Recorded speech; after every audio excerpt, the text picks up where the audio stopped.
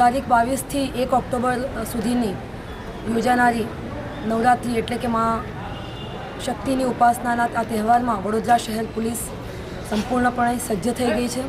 વડોદરા શહેર પોલીસની શી ટીમ્સ, મહિલા પોલીસ સ્ટેશનની ટીમ્સ અને અલગ અલગ બ્રાન્ચોની ટીમ આજથી બંદોબસ્તમાં જોડાઈ જશે।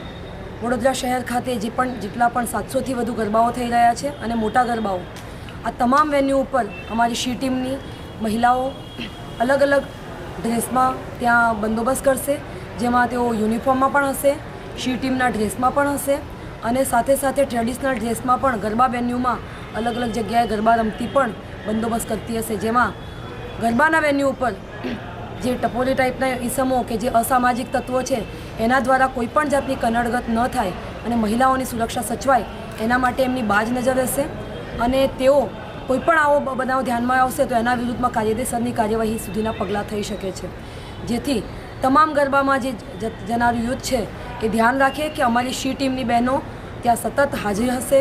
એ યુનિફોર્મમાં પણ હોઈ શકે, એ શી ટીમના ડ્રેસમાં પણ હોઈ શકે, કાં તો એ ટ્રેડિશનલમાં પણ હોઈ શકે।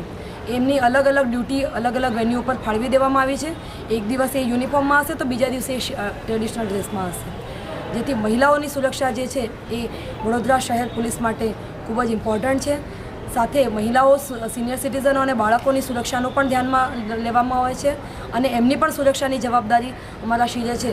તો આ ટાઈમે પેટ્રોલિંગની પણ વ્યવસ્થા કરવામાં આવી છે અને કોઈને પણ અમારી શી ટીમની મદદની જરૂરિયાત હોય તો તેઓ 112 પર ફોન કરીને અમારી મદદ મેળવી શકશે। Thank you.